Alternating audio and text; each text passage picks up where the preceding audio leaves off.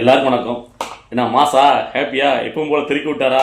நிகழ்ச்சியை பார்த்தவங்க எல்லாரும் பயங்கர குஸ்பம்பில் இருவீங்க.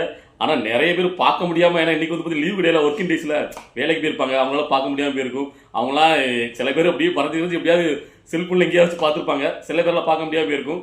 ஸோ எல்லாருமே ஒர்க் முடிஞ்சதுக்கப்புறம் பாருங்கள், பயங்கரமான ஒரு என்ஜாய்மெண்ட்டு. நான் ரொம்ப ரசித்தேன். நான் எந்த நேரத்தில் ரசித்தேன் அப்படிங்கிறத இன்னைக்கு வந்து உங்கள்கிட்ட ஷேர் பண்ண போகிறேன். ஃபுல்லாக வீடியோவை பாருங்கள்.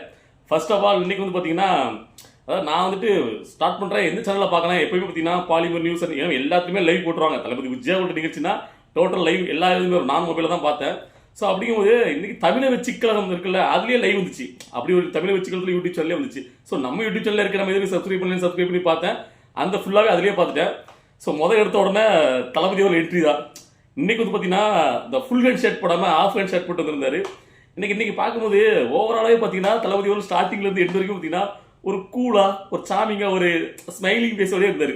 அதெல்லாம் முன்னாடி இதுக்கு முன்னாடிலாம் பார்த்தீங்கன்னா எப்படி இருப்பாருன்னா கொஞ்சம் வந்து பார்த்தீங்கன்னா கூர்மையாக இருப்பார், என்ன பேசணும் ஒரு அரசியல் அப்படிங்கிற ஒரு இதில் இருப்பார். இன்னைக்கு ஃபுல்லாக பார்த்தீங்கன்னா கொஞ்சம் சையாக வைக்கப்பட்டு நிறைய இடங்களை சிரிச்சுட்டே இருந்தார், கியூட் ரியாக்ஷன் கொடுத்துட்டு இருந்தார். அதாவது பார்த்தீங்கன்னா ஒரு குழந்தை மனசோடு இருப்பாங்களா, ஒரு ஜாலியாக ஒரு அது வேற மாதிரி இருந்துச்சு. ஸோ அப்படி தான் ஸ்டார்டிங்லேருந்து இருந்தார்.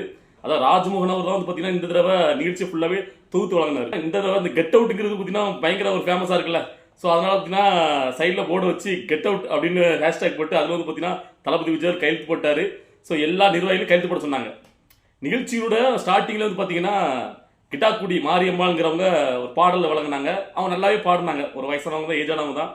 அவங்க வந்து நிறைய வரிகளை அப்படி பண்பானவன் அப்படின்னு சொல்லி நிறைய சூப்பர் வார்த்தைகளை போட்டாங்க. எனக்கு டக்குன்னு வர மாட்டேங்குது. நிறைய வார்த்தைகளை போட்டு அழகாக பேசினாங்க. அது அவங்களும் ஓனாக தயாரிச்சிருப்பாங்கன்னு நினைக்கிறேன். அந்த பாட்டுல அழகப்பட்டு தம்பி, என்னோட தம்பி நாங்கள் உரிமையோட பேசினாங்க. தளபதி விஜயும் கியூட்டாக வந்து ரேக் கொடுத்தாரு. அந்த பாடல் நல்லா இருந்துச்சு, எனக்கு பிடிச்சிருந்துச்சு ஸ்டார்டிங்லேயே அந்த பாடல். சரியா? ஸோ அதுக்கு அடுத்த கட்டமாக நிர்வாகிகள் இருக்காங்களா தமிழை வச்சுக்கிறதுல இப்போ மாவட்ட செயலர் நியமிச்சிருக்காங்கல்ல, 95 மாவட்ட செயலாளர்ல அவங்களும் வந்து பார்த்தீங்கன்னா ஒவ்வொருத்தங்களா பேர் சொல்லி எல்லாருமே மேடைக்கு விட்டாங்க. எல்லாருமே மேடையில் ஸ்டேஜ் போட்டு அவங்க எல்லாருமே மேடைக்கு வர முன்னாடி அந்த ஹேஷ்டேக் வச்சிருந்தாங்கல்ல, கெட் அவுட் அப்படிங்கிற ஹேஷ்டேக் ஒரு போர்டு வச்சிருந்தாங்கல்ல. தளபதி விஜய் முதலாளர் கையெழுத்து போட்டாரு. அதுக்கப்புறம் ஆனந்த் அவர்கள், ஆதவர்கள் எல்லாருமே கையெழுத்து போட்டாங்க. ஸோ அதில் வந்து பார்த்தீங்கன்னா அந்த மாவட்ட எல்லாருமே கையெழுத்து போட்டு மேடைக்கு வர சொல்லியிருந்தாங்க. கெட் அவுட்டுங்கிறதுல கையெழுத்து போட்டு அந்த கெட் அவுட் ஹேஷ்டேக்ல இவங்களும் பார்த்தீங்கன்னா கையெழுத்து போட்டு மேடையில் வந்து உட்கார்ந்தாங்க. ஸோ அப்போ எல்லாரையும் எல்லா மாவட்டத்திலையும் கூப்பிடும்போது எனக்கு ஒரு சின்ன ஆதங்கம். தூத்துக்குடியிலேருந்து பொறுப்பாளர் மாவட்ட பொறுப்பாளர் போடல. என்ன இருந்தாலும் எங்கள் தூத்துக்குடி மாவட்டம் எங்கள் மாவட்டம் இல்லை. ஸோ இன்னும் நியமிக்கல. இங்கே போய் சர்ச்சை போயிட்டுன்னு நினைக்கிறேன். சரி, ஏன்னா இப்போ 95 மாவட்ட செயலர் நியமிச்சிருக்காங்க. மற்ற மாவட்டம் இனிமேல் தான் நியமிப்பாங்க. சரி, அதெல்லாம் ஓகே. அவர் மாவட்ட செயலர் உட்கார்ந்ததுக்கப்புறம் எல்லாரையும் வருஷப்படி, ஆனால் முதல்ல வந்து பார்த்தீங்கன்னா கீழே தான் இருந்தாங்க எல்லாருமே. தளபதி விஜய், பிரசாந்த் கிஷோர், ஆதவ் எல்லாருமே இருந்தாங்க. ஸோ அதுக்கப்புறம் ஒருத்தர் மேலே கூப்பிட்டு எல்லாரும் மேலே வந்தாங்க. ஸோ வந்ததுக்கப்புறம் அதாவது பிரசாந்த் கிஷோர் அவர்களை மட்டும் தளபதி விஜய் அவர்கள் வாயார மேலைக்கு வர அழைச்சாரு. ஏன்னா அவர் தானே கெஸ்ட்டு. பிரசாந்த் கிஷோர் யாருமே எதிர்பார்க்கற இடத்துல. சரியா? அவங்க இன்னைக்கு வந்து பார்த்தீங்கன்னா வேற புது கட்சியிலேருந்து நிறைய பேர் இணைவாங்க. அப்புறம் பார்த்தீங்கன்னா புதுச்சேரி முதலமைச்சர் அவர் வந்து ஜாயின் பண்ணுவார். அப்படிலாம் நிறைய வந்திகள் தான் வருமே. ஆனால் அப்படிலாம் எதுவுமே கிடையாது. கெஸ்ட்டே வந்து பார்த்தீங்கன்னா பிரசாந்த் கிஷோர் மட்டும் தான் எக்ஸ்ட்ரா. மற்றபடி எல்லாமே கட்சியில் உள்ளவங்க தான். சரியா? தளபதி விஜய் அவர்கள் இதில் முக்கியமாக நான் ஒன்று சொல்ல நினைக்கிறேன். தளபதி விஜய் அவர்கள் அதாவது எந்தவங்களுக்கு யார் யாருக்கு என்னென்ன இடம் கொடுத்துருக்காங்கிறத தெளிவாக இருக்காங்க. அது ஒரு மிகப்பெரிய ஒரு சிறப்பம்சம். அதாவது பார்த்தீங்கன்னா ஆதவர்ஜனா கட்சிக்குள்ள வந்ததுக்கப்புறம் நிறைய பேர் வதந்திகள் பரப்புனது. புஷியா வந்து பிறந்துருவாங்க, புஷியா வந்து எடுபடி மாதிரி தான் நேற்று வரைக்கும் இங்கே போட்டுட்டு தான் கட்ரோலு. ஐயா மாநாட்டையே ஒரு ஆள் நின்று கட்ரோல் படி நடத்துவார் இந்த மனுஷன். இப்போ என்னன்னா இந்த 2ஆம் ஆண்டு துவக்க விழாக்கு ஆதவர்ஜனா சொல்றதெல்லாம் புஷியாந்து கேட்குற மாதிரி நிறைய மீம்ஸ் போட்டே இருந்தாங்க. அதாவது ஜானா ரக்ஷம் ஆதவர்ஜனா வந்ததுக்கப்புறம் புஷியாந்துக்கு வந்து பார்த்தீங்கன்னா ரொம்ப ஓரங்கட்டு பாவம் அந்த மனுஷன் ஒரு நாள் உழைச்சவர். ஏதோ அக்கறையில் சொல்ற மாதிரி மற்ற கட்சிகள்லாம் தளபதி விஜய் முன்னுரிமை கொடுக்கல, இன்னும் அவ்வளோதான் ஆதவர்ஜன் வந்தவொடனே புஷியாந்த் வந்து வெளியே போயிடுவார் அப்படி இப்படின்னு இருந்தாங்க. ஆனால் நான் பார்க்குறேன் கிளீனாக அவருக்கு உண்டான முறையை அந்த மனுஷனுக்கு, அவர் உண்மையிலே உழைச்ச மனுஷரா, அவருக்கு உண்டான முறையை அவங்க எப்படி கட்சி தொண்டர்களுக்கு பொறுப்புகள் மாவட்ட செயலர் வழங்கியிருக்காரோ அதே மாதிரி அவருக்கு தான் தளபதி விஜய் அவருக்கு அடுத்தாப்புல எப்பவுமே அடுத்த இடம் அப்படிங்கிறத தெளிவாக நிரூபிச்சாங்க அதில். ஸோ இப்போ வந்து பார்த்தீங்கன்னா அந்த மேடைகளில் எல்லாருமே அதாவது மாவட்ட செயலாளர் முதல்ல போய் உட்காந்துட்டாங்களா, 95 மாவட்ட செயலர் உட்காந்துட்டாங்க. அதுக்கப்புறம் ஒவ்வொருத்தராக கூப்பிடும்போது கூட அதாவது ஆதவர்ஜனாவை கூப்பிட்டு உட்காந்துட்டாரு. எல்லாரும் உட்கார்ந்ததுக்கு அப்புறம் ஆதவர்ஜனா வரும்போது மொத்த கூட்டம் நிக்கல, எல்லாரும் அப்படியே உட்காந்துருக்காங்க. பொதுச் செயலாளர் புஷியாந்தாவை கூப்பிடும்போது மொத்த பேரும் மேடையில் இருக்கவங்க. ஏன்னா அதுக்கப்புறம் தான் தளபதி விஜய் எல்லாம் மேலே வரப்போறாரு. தளபதி விஜய் மேலே வரும்போது எல்லாருமே எதிர்ந்து நின்னா மரியாதை கொடுத்தா ஓகே, ஏன்னா கட்சியோட தலைவர் அவர் தான் மெயினா அப்படின்னால. ஆனால் பொதுச் செயலாளர் ஆனந்த் வரும்போது எல்லாருமே எழுந்திருந்தாங்க. ஸோ அதுக்கப்புறமும் தளபதி விஜய் வந்ததுக்கு அப்புறமும் பொதுச் செயலாளர் ஆனந்த் ஒரு பக்கமும் அவங்க தலைமை செயலாளர் ஒரு பக்கமும் குறைச்சா உட்கார்ந்தாரு. அதாவது ஆதவர்ஜனா அடுத்தாப்புல 2 பேர் சேர் தள்ளி தான் உட்காந்துருந்தாரு. ஸோ இப்போ நீங்கள் வந்து ஆதவர்ஜனா வந்ததுக்கு அப்புறம் பொதுச் செயலாளர் ஆனந்தவருக்கு முன்னுரிமை அளிக்கப்படல அப்படின்னா தளபதி விஜய் உட்காந்துருக்காருன்னா அதுக்கப்புறமே பார்த்தீங்கன்னா ஆதவர்ஜனா பக்கத்தில் உட்கார வச்சிருக்கலாம். ஆனால் அப்படி உட்கார வைக்கல. அவர் தேர்தல் பிரச்சார பொதுச் செயலாளர் தான், மேலாண்மை பிரிவு பொதுச் செயலாளர் தான், அவருக்கு உண்டான இடம் அங்கே கொடுத்தாங்க. யாருமே மறுக்கல. ஆனா எப்பவும் போல அந்த முதல் மரியாதை தளபதி விஜய்க்கு அடுத்தா அந்த புஷியானவர் தான் கொடுக்கப்பட்டுச்சு. அது ஒரு நல்ல விஷயம் தானே. அந்த மனுஷன் ஆரம்பத்துல இருந்தே கூட நிக்காருல, கட்சி ஆரம்பிக்க காரணமே கூட இருந்து நம்ம எல்லா விஷயங்களையும் பண்ண மனுஷனுக்கு அந்த மரியாதை எப்பவுமே அந்த கட்சியில் கொடுக்காங்க. அது தளபதி விஜய்ல அது உறுதியா இருக்கு. ஸோ இவங்க என்ன கடந்துக்கிட்டு அவங்களுக்குள்ள சண்டை மோதல் அவர் வெளியே பெரிய அப்படின்னு ரொம்ப கதை கட்டுறாங்கல்ல, அதெல்லாம் ஒண்ணுமே இல்லைங்கிறத அந்த மேடையிலே காட்டிட்டாங்க. ஸோ அவர் யாருக்கு முக்கியத்துவம் கொடுத்தாரு அப்படிங்கிறத. அதுக்கப்புறம் பிரசாந்த் கிஷோர் அவர் தளபதி விஜய் அவர்ல மேடைக்கு வர சொன்னாரு. அப்புறம் அவருக்கு பக்கத்துல பிரசாந்த் கிஷோர் உட்கார்ந்தாங்க, பேசிட்டு இருந்தாங்க. ஸோ அதுக்கப்புறம் தொகுத்து வழங்க ஆரம்பிச்சாங்க. அடுத்த கட்டமா பாத்தீங்கன்னா இதுல முக்கியமான 2 பெண் குழந்தைகள் வந்து தளபதி விஜயோடைய பயிலகங்க இருக்குல்ல, அதுல படிச்சோம் நாங்க அப்படின்னு சொல்லிட்டு விஜய் பயிலகத்துல படிச்சனாலதான் நிறைய மதிப்பெண்கள் எடுத்தோம். யாராவது எங்க வீடு ரொம்ப கஷ்டப்பட்ட ஏழு நிலையில இருந்துச்சு. ஸோ எங்களால வந்து பாத்தீங்கன்னா எக்ஸ்ட்ரா டியூஷன் வச்சு படிக்க முடியல. அதுக்கப்புறம் பக்கத்துல சொன்னாங்க, இல்லம்மா விஜய் பயிலரங்க அங்க ஒன்று இருக்குமா, அதுல போய் படிங்க, ஃப்ரீ தான், அங்க படிங்கன்னு சொன்னாங்க.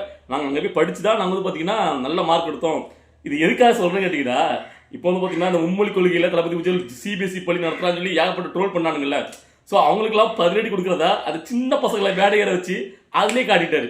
ஏன்னா இதுக்கு முன்னாடி தான் ஒரு ஆவணப்படம் போட்டாங்க. அதாவது பார்த்தீங்கன்னா தளபதி விஜய் அவர்கள் ஸ்டார்டிங்ல ஒரு 60 சினிமால வந்து இவ்வளவு நாள் என்னென்ன நலத்திட்ட உதவிகள் பண்ணியிருக்காரு, எந்தெந்த மக்களுக்கு எந்தெந்த நேரத்தில் ஓடி உதவி பண்ணியிருக்காரு, எந்தெந்த விஷயத்துல குரல் கொடுத்துருக்காருன்னு பெரிய ஒரு நீலப்படமா காமிச்சாங்க. அதாவது பார்த்தீங்கன்னா அந்த ஸ்டேஜ்லேயே வந்து எல்இடியில் காமிச்சாங்க. ஸோ அதுக்கப்புறமா ஏன்னா இதெல்லாம் ஏன் காட்டணும்னா, இங்க இருக்கிற இந்த எதிரிகள் கூட தளபதி விஜய் அவர்கள் ஒரு சினிமாக்காரன், இவர் என்னத்தை பண்ணியிருக்காரு, இங்க என்னத்தை குரல் கொடுத்துட்டாரு, இப்போ அரசியலுக்கு வர போறதுனால இந்த ஏழை குழந்தைகள் எல்லாம் கூப்பிட்டு 10th 12th வந்து பாத்தீங்கன்னா பிரைஸ் கொடுக்காரு, நெக்லஸ் வாங்குறாரு, அதெல்லாம் பண்றாரு. ஆனா இதுக்கு முன்னாடி என்ன பண்ணிட்டாரு அப்படின்னு கேட்கறாங்க நிறைய வகைகள்.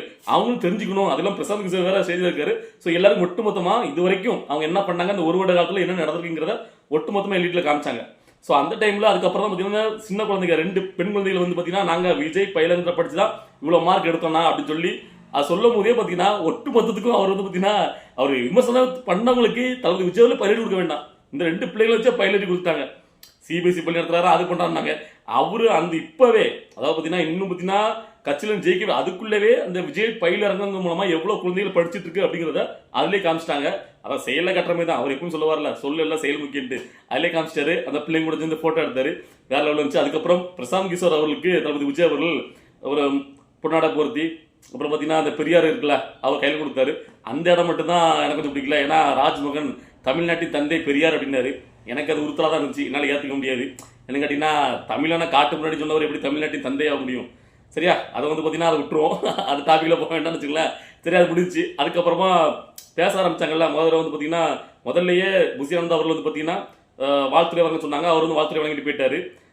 அதுக்கப்புறமா ஆதவர்ஜுனா தான் அதிரடியே கிளப்புவார். ஏன்னு கேட்டிங்கன்னா வேற லெவலில் பேசுவார்ல, போன தடவை மன்னாராஜன் தெரிவிக்க விட்டாரு. ஸோ இப்போ வந்து ஸ்டார்ட் பண்ணாரு.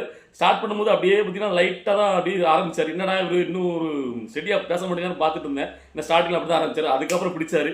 இந்த தடவை டைரக்டா திமுக அப்படிங்கிற பேரே உச்சரிச்சிட்டாங்க. இதுக்கு முன்னாடி மன்னர் குடும்பம் அப்படிதான் சொல்லிட்டு இருந்தாங்க. இந்த மேடையில ஆதவர்ஜுனா திமுக அப்படின்னு சொல்லிட்டாரு. என் தலைவனை பார்த்து நடிகன்னு சொல்றீங்க, நீங்க தான் ஏன் நடிச்சிட்டு இருக்கீங்க? எங்க ஆள் போட்ட ஃபேன் சீட்டை மாதிரியே போட்டு உட்காந்துக்கிட்டு சூட்டி இருக்கீங்க அப்படி இப்படின்னு. எங்க அண்ணனை எல்லாரும் அண்ணான்னு சொல்றாங்க. தமிழ்நாட்டு மக்கள் எல்லாம் அது தங்கைகள் எல்லாமே அண்ணா அண்ணான்னு சொல்றாங்கன்ட்டு இப்போ இவரோட வாரிசும் அண்ணா அண்ணாங்கிற சீனை கிரியேட் பண்றீங்க.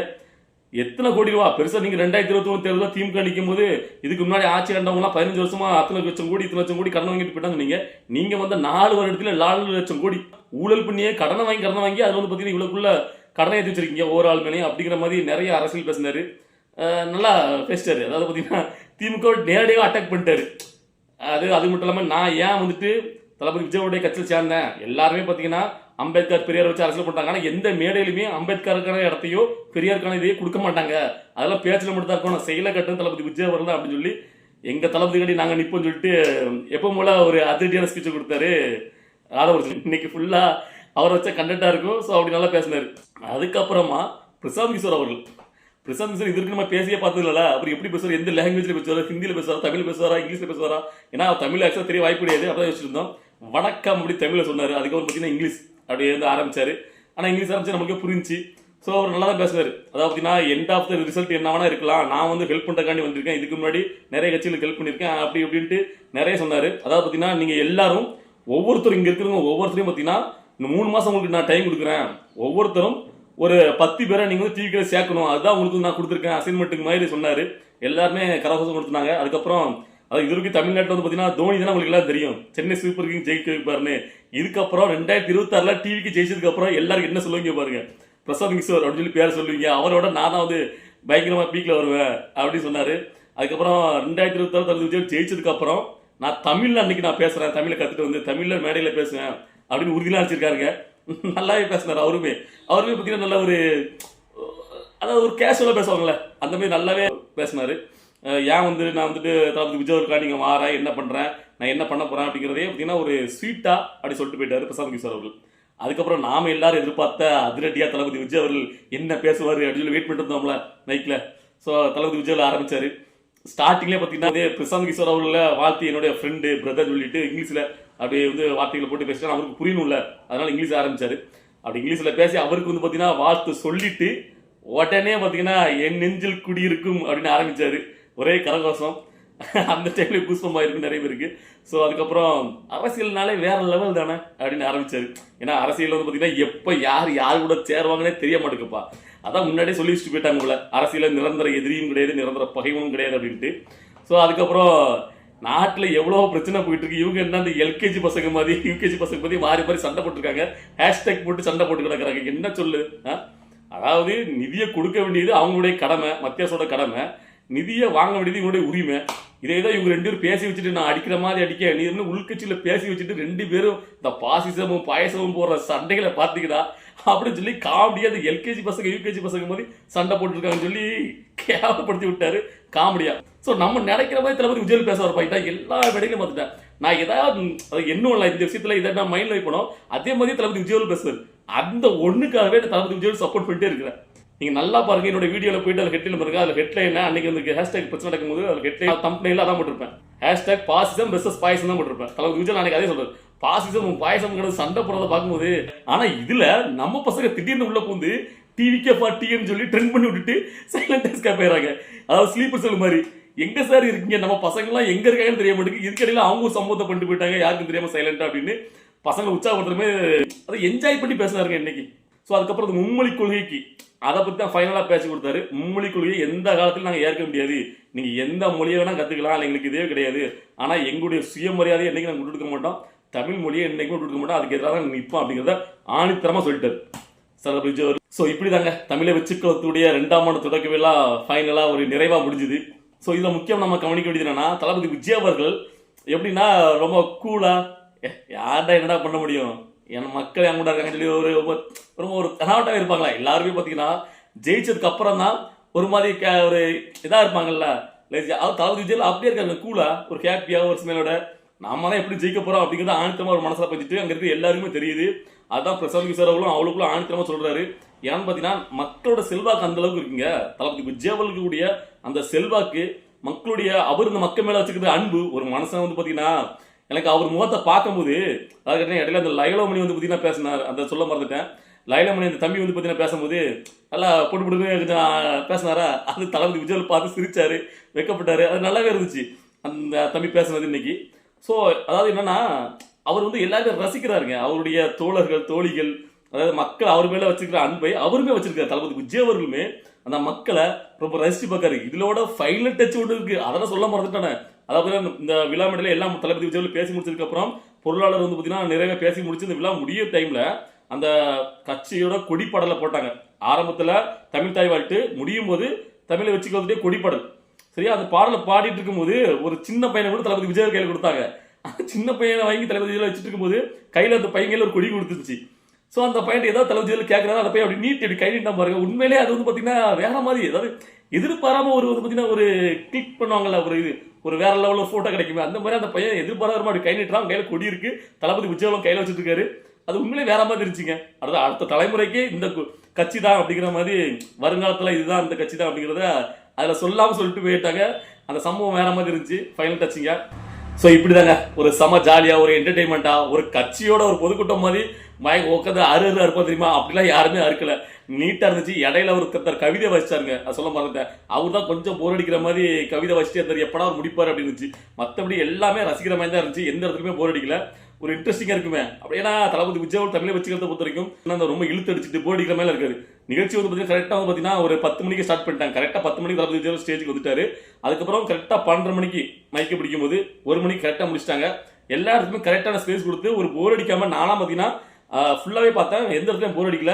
நல்ல ஒரு என்டர்டைன்மெண்ட். நீங்கள் வந்துட்டு இப்போ பார்க்காதவங்க திரும்ப வந்து பார்த்தீங்கன்னா ரீவைண்ட் பண்ணி இப்போ எல்லா சேனலுமே ஓடிட்டு இருக்கும். தளபதியோட ஸ்பீச் எல்லாம் பாருங்க, உண்மையிலேயே நல்ல என்ஜாய்மெண்ட்டாக இருந்துச்சு. ஸோ இனிமேல் மொத்தமாக எல்லாருமே கதற ஆரம்பிப்பாங்கல்ல, சும்மாவே கதறுவாங்க. இனிமேல் ஒரு மாதத்துக்கு இந்த கதற சத்தம் தான்.